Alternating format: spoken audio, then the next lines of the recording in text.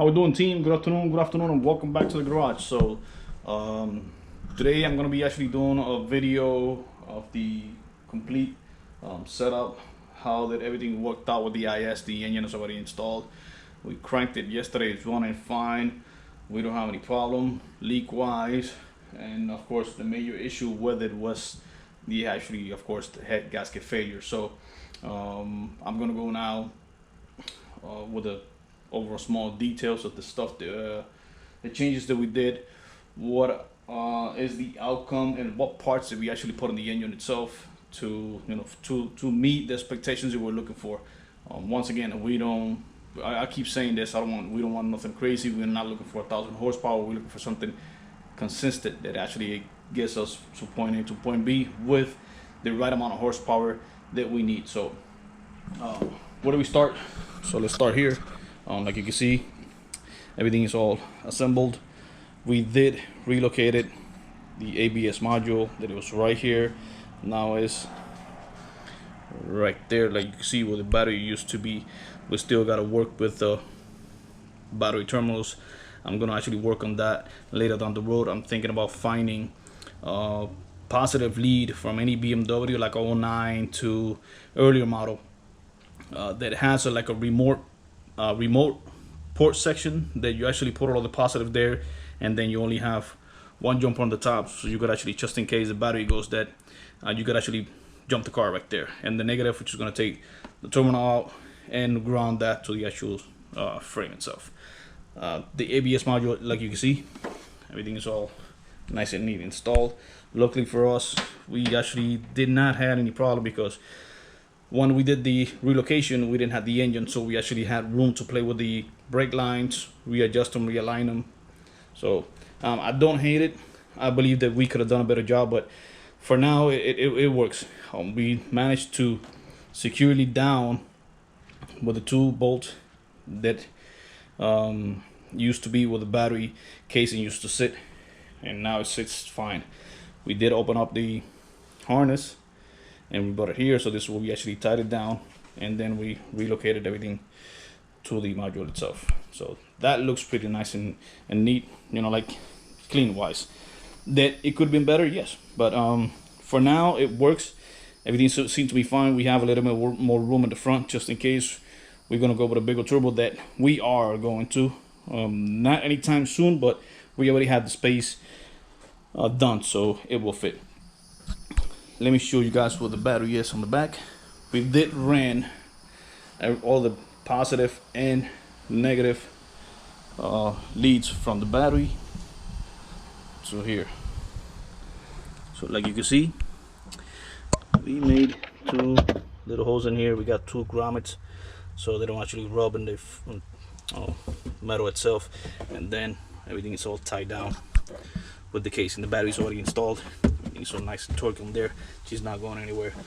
We did a little bit of rubber on the coating because it had a couple of rust spots, so we sanded down, we cleaned it out nice and neat, and we put the other coating just to prevent from keep rusting. So that part is already done, so now it looks better on the trunk area. And then what we did to bring in the positive from the actual back, we brought it all the way down. This right here is the main line that used to go to the battery on that side. So what we did is we brought it down here between the starter and that line right there. What we did was I didn't say splice it, but we opened up the line, so we actually I'm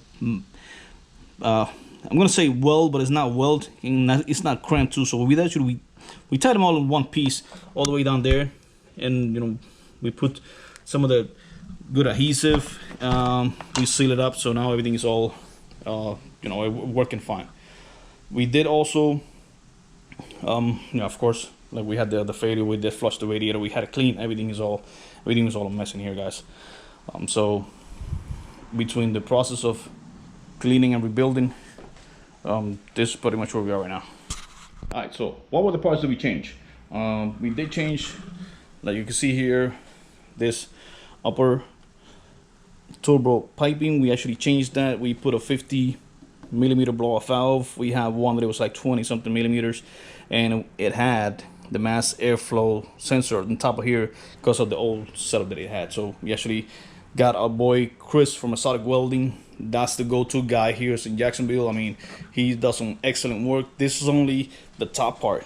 The bottom part, we assembled it in one piece as well, but unfortunately two of the bends did not like the setup that we had. So what we did was we used the old one to pressurize the system just to get the car going, but the car is still going to go up there to him because he actually has to fix the front bumper to match the whole front, because actually when they put that intercooler in there, they did not put the front crash bar. So I want that crash bar to be there, because once again, if you touch this, that's it, that's all rubber, and we're gonna lose the car just in case something happens. So he also fixed, like you can see here, this bracket, and this was all the way down here, so he actually brought that down the middle, which is nice and neat and better for us. So nothing within the next week or so, the car's gonna go up there to him. Once again, thanks to Chris, Exotic Welding here in Jacksonville. He's the go-to guy, so hit him up. Exotic Welding Performance, that's his Instagram page. Find him there. He's a great guy, and actually he's very reasonable. Also, all of these rubber hoses that we have that the car had, so what we're gonna do now, we're gonna replace all of that stuff with push to lock. So this is what we're gonna be using now. So what we're gonna do, we're gonna replace everything that is rubber that we had in the car, like these lines here, they will actually work for the wastegate. We already replaced these with push to lock hoses, which is easier and faster too. Just we gotta, in case we gotta do something later down the road, just gonna be a quick snap. For example, like here, we gotta do just push back,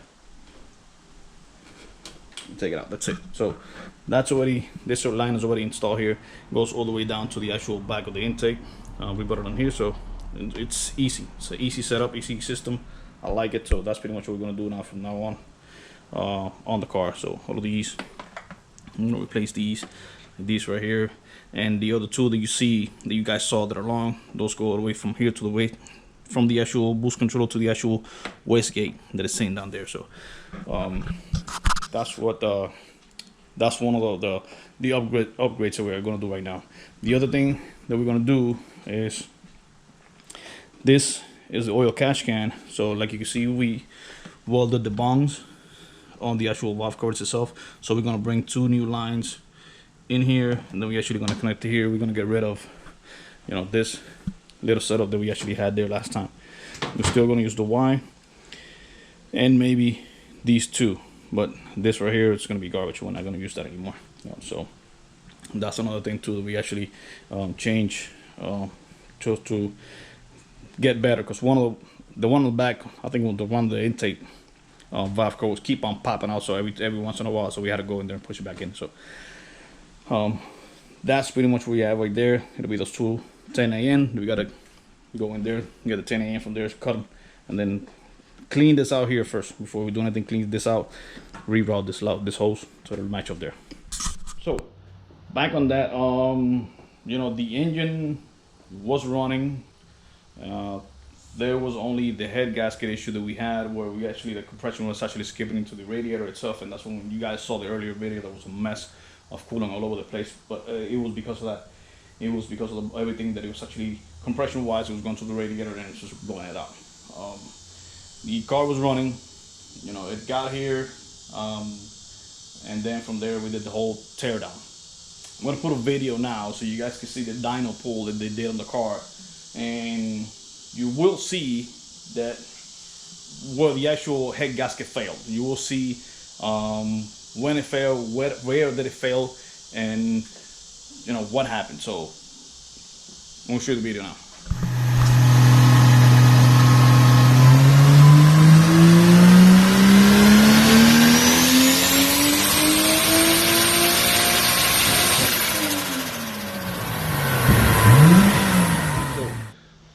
Based on the video, we did caught it. That video was actually done on the dyno, but we saw the video like 2 or 3 days later, and I went back into it 2 or 3 times and re-saw it again. It's like, okay, so here's the problem. Why wasn't it informed, or why wasn't it brought us to us on time before letting the actual car leave the shop. Nothing, you know, stuff happens. Sometimes we actually try to trust the right people, and unfortunately they're not there to help us out. So here is the actual head gasket. So we had a stock one before. It's only one layer, and you can see maybe in some of the spots where it lifted, and you know it failed. So nothing. With that being said, so like that happened, and of course they actually run the car, and anywhere from, I think it was like 25-30 pulls in the dyno. It wasn't constant back to back, but they actually did it.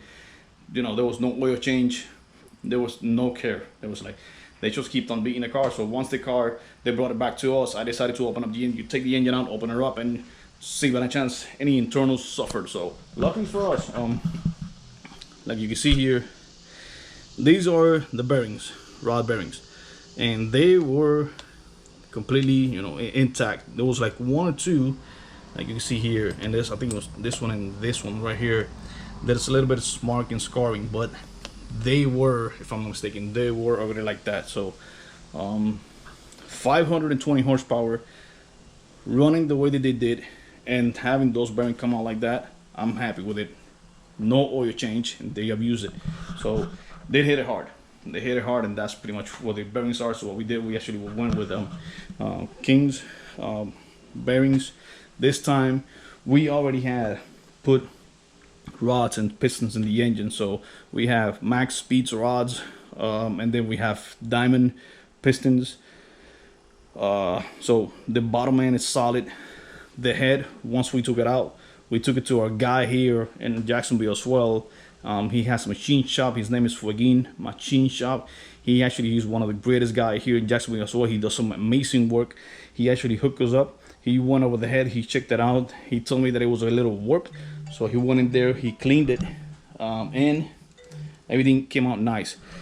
He checked it. He pressurized it. Everything was all good. So on that note, you know, I'm happy.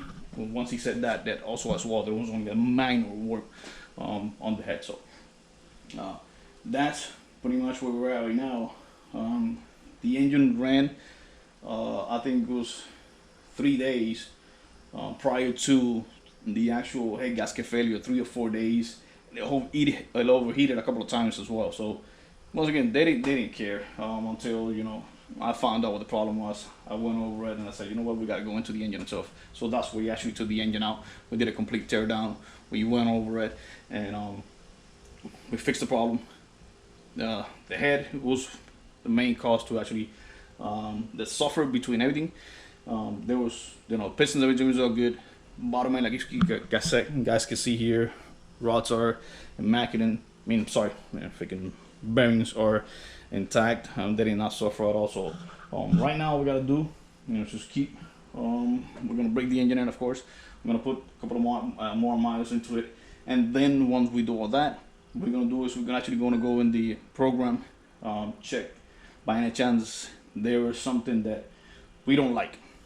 We're gonna go in there. I'm gonna try to go into the in there, see by any chance there is something in the system that the engine doesn't like, and we're gonna fix it. We're not gonna do some big changes, only small stuff, and then just keep the car going. Once again, we got 520 horsepower. That's more than enough. We don't want nothing more than that. Maybe later down the road, we start pushing for 700 or 800. But for now, that's more than what we need. So nothing, you know, that's pretty much where we're at right now, guys. I will keep doing more videos as well, and you know, photos of the builds of the cars. We also got Lucy. We got a lot of stuff going on. So, you know, some of you guys have subscribed to the channel. That's a plus. Thumbs up. Let you guys know. Share the information with your friends, your co-worker. If you like the content and the info that we're working on, we have more. We got a lot more to come. So, you know, I'm counting on you guys. And it's like I said, if you like what you see, subscribe to the channel, hit that like button. And once again, this is only the beginning. We got a lot of stuff going on, guys. So, you know, thanks for being here. Thanks for watching. See you next time. Bye.